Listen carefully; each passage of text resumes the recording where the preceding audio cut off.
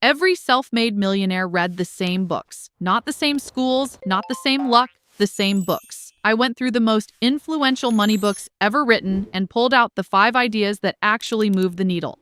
The ones that separate people who stay broke from people who build real wealth. We're counting down from 5 to 1. Number 1 is the one that comes before all the others, the one nothing else works without. Before that, don't forget to like, subscribe, and click the notification bell for more videos like this. Number 5, give value before you take money. Book, The Science of Getting Rich, Wallace D. Wattles, 1910. The oldest book on this list, and the one most people skip because it sounds soft. But it might be the most important because it's the one that makes money actually stay. Wattles' rule, still quoted by business coaches over a century later, every transaction should give the other person more value than the price they paid. Undercut that even slightly, and your income hits an invisible ceiling. No repeat business, no referrals. Over-deliver consistently, and word of mouth starts doing your marketing for free. The mistake, chasing the sale so hard you forget the relationship. It can juice one payment short-term, but it kills repeat business. And repeat business is where real wealth compounds. Do this. In your next offer, add one small thing that costs you little but means a lot to the buyer.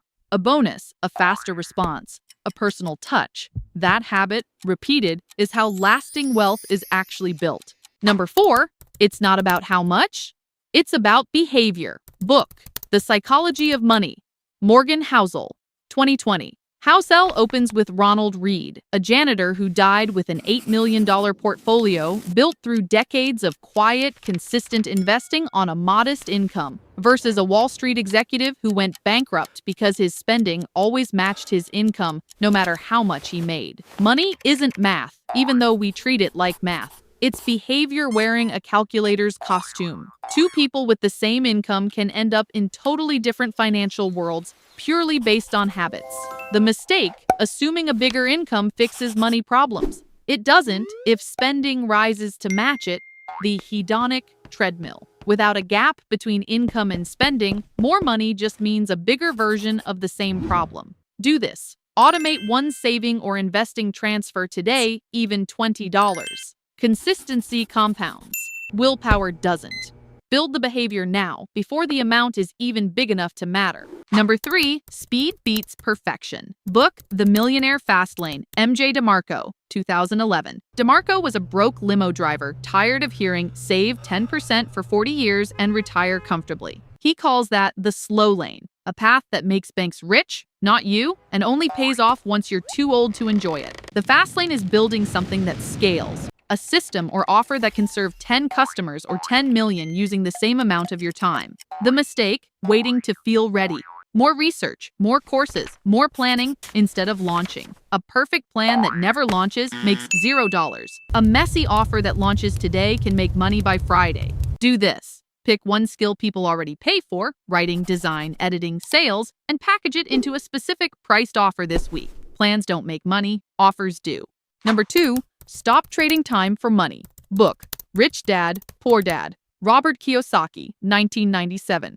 Kiyosaki grew up with 2 father figures, his real dad, educated but always broke, and his best friend's dad, a school dropout who became one of the richest men in Hawaii. The difference, what they believed about assets versus liabilities. His rich dad's rule, a job has a ceiling, hours times rate. Assets don't. An asset puts money in your pocket every month whether you show up or not. A liability takes money out, even if it looks impressive. The mistake, people call things assets that are actually liabilities, like a house you live in, which costs you every month instead of paying you.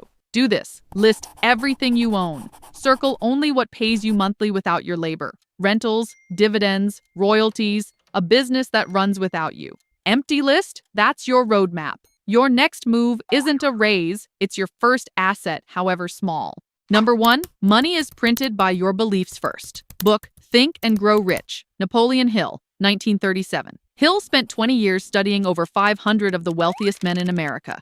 Andrew Carnegie, Henry Ford, Edison. What they had in common wasn't intelligence or family money. It was a specific, burning decision to become wealthy, made before there was any proof it would work. The mistake, Most people treat wanting money as a wish, not a decision. A wish has no deadline, so your brain never treats it as urgent. The story. Edwin Barnes had no money for a train ticket, so he wrote in a boxcar just to tell Thomas Edison, "I've come to go into business with you."